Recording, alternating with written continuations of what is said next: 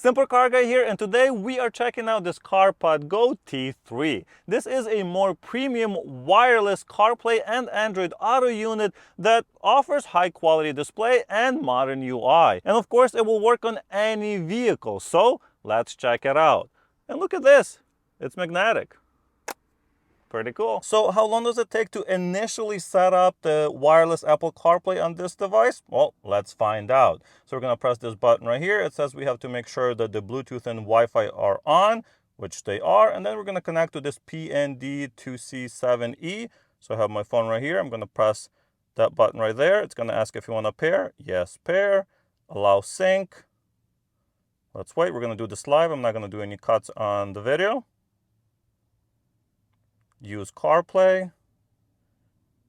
It's connecting to CarPlay. Allow. And we're done. We are now connected to wireless CarPlay. So how cool is that? It's just connected right away without having to do much at all. And this is not the process you have to do every single time. This is just the first time you're using it.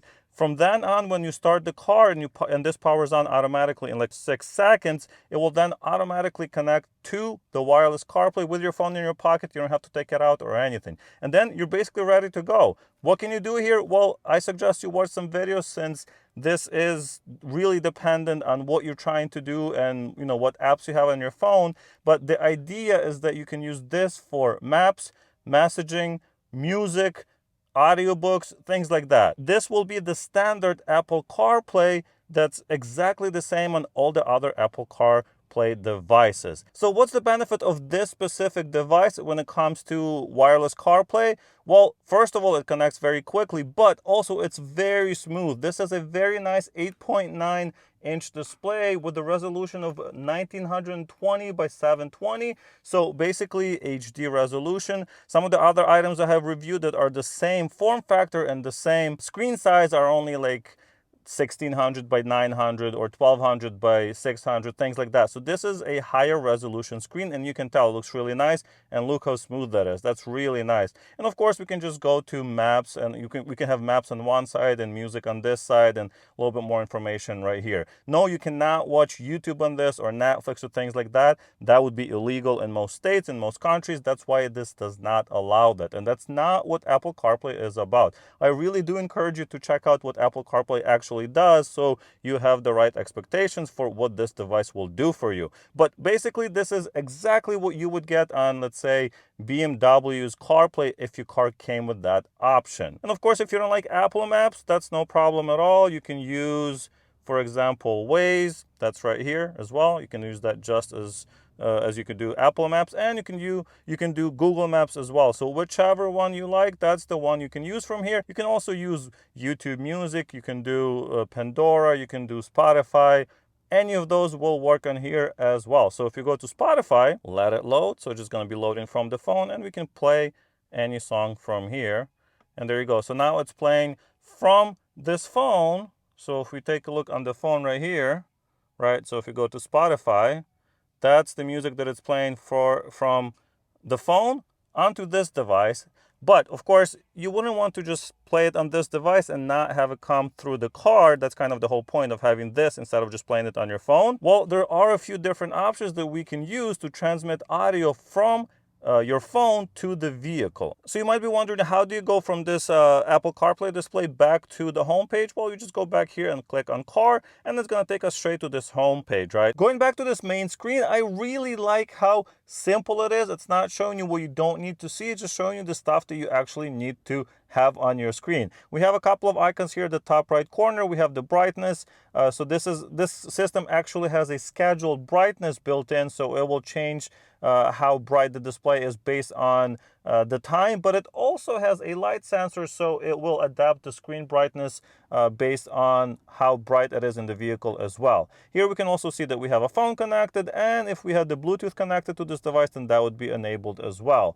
And at the bottom here, even simpler, we have Apple CarPlay, so that's just the button, takes you there and back. We have the same thing for Android Auto, so you just use this button right here. You can use these buttons right here to take you to the options within the settings menu, or you can just go to the settings menu. Here at the top, we have system. So it's going to be language, date, and time zone. So language, a few different languages, nice to see. You can switch those to pretty much anything you want. Date and time, so you can set that up manually, or it will take the date and time from your phone device. Bluetooth, so we can enable Bluetooth, and that's the phone that's connected right now. You can turn off auto connect, so if you don't want it to automatically connect when this device turns on, you can do so. For the display, we have different brightness settings for day and night, so you can adjust that manually. Different wallpapers, so if you want to switch to something like this, you can do that. We have a logo, so you can switch to like I don't know, BMW, for example, since we are sitting in a BMW. And we have CarPlay settings, so you can switch to the right-hand drive if that's that's where you are. And of course, we also have this mode for 60 frames per second. That's what makes this display really nice and smooth. That's 60 frames per second. So they spent some money on this display. As far as the sound, you can just change how loud different things are. So you can adjust the volume for media. This might be a good idea to do if you're using FM. I would turn up the volume all the way up on this device because the preamp in here is pretty good. And then it will have less noise on the actual car because you won't have to crank it up as much. Now we finally get to the options where we can select how the audio is transmitted to the vehicle. So there's a few options. You can play the music from this device itself. Whatever, it has a little speaker, it'll work fine.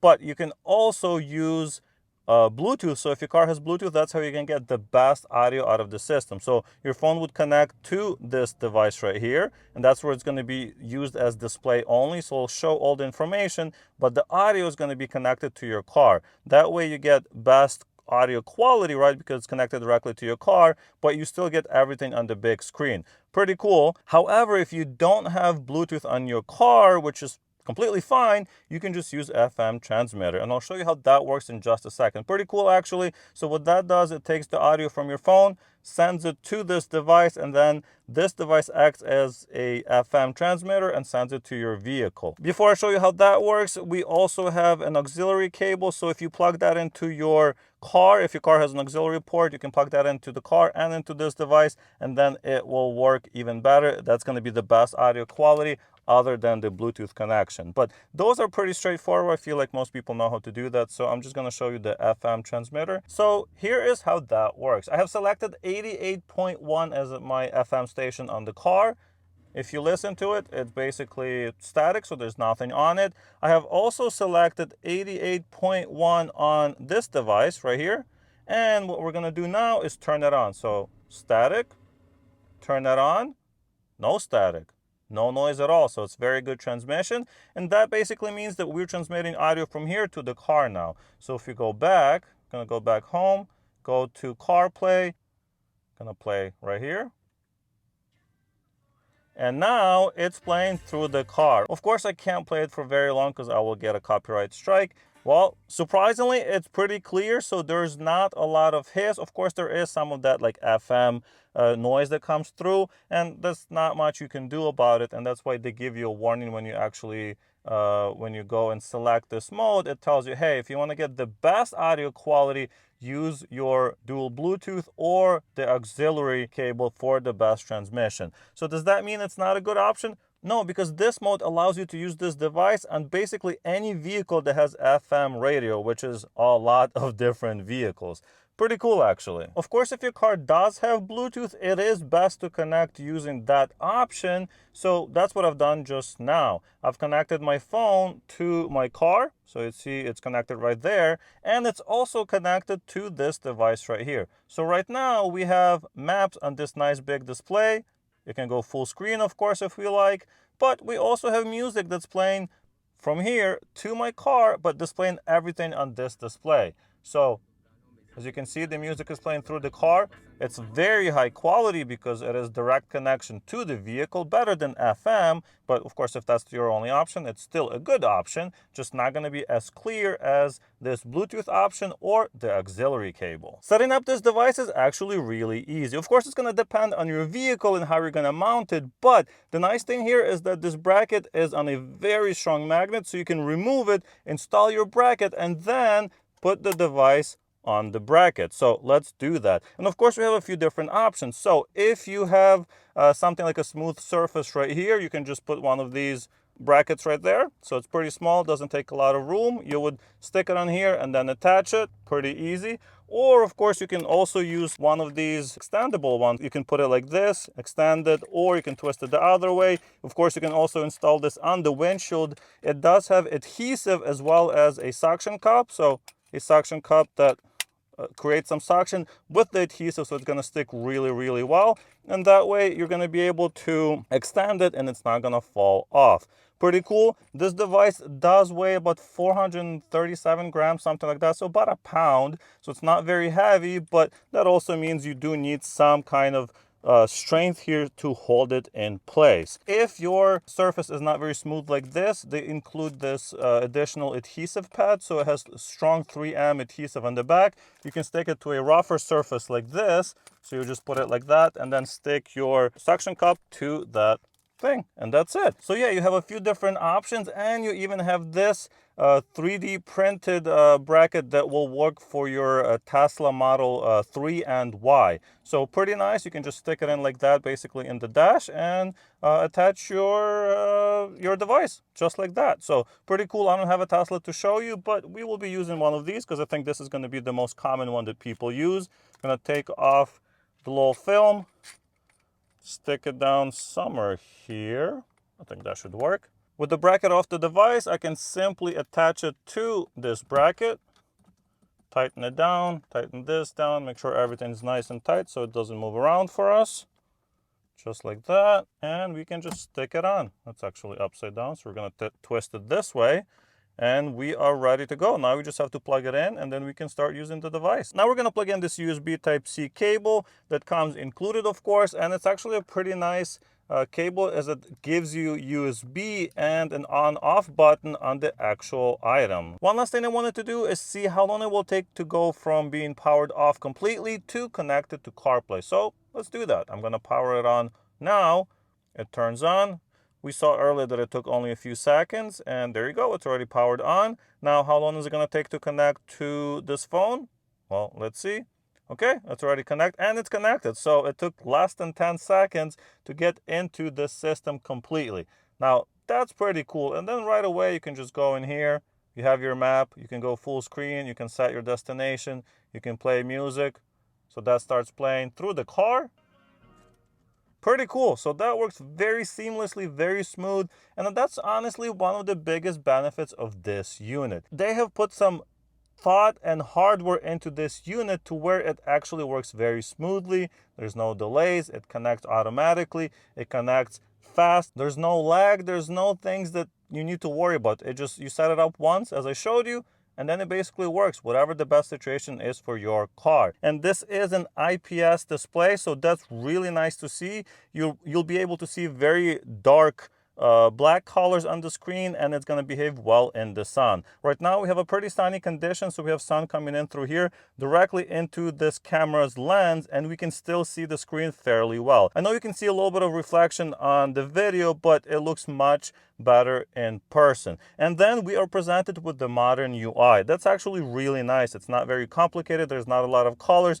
It just gives you everything that you would need. I also really like how nicely designed this is. I love that you can just take it off the little stand right here, put it in your glove box compartment or something like that, no problem at all. And then you just stick it back on and it stays in the same place that you put it. It also has a lot of items included. So you have replacement adhesives, you have 3 different stands. It's compatible with Tesla Model 3 and Model Y. So yeah, if you don't mind spending just a little bit more money to get a better experience, this is the unit for you. This feels a lot more like what I have on my BMW X7 that has a built-in CarPlay. Well, that's pretty much all I have to say about this unit. So if you have any questions, do leave your comments down below. I'll try to answer them the best I can. Of course, if you'd like to learn more information about this and get some specs, you can check out the link in the description as well. And on that note, thank you guys so much for watching, and I'll see you in the next one. Bye.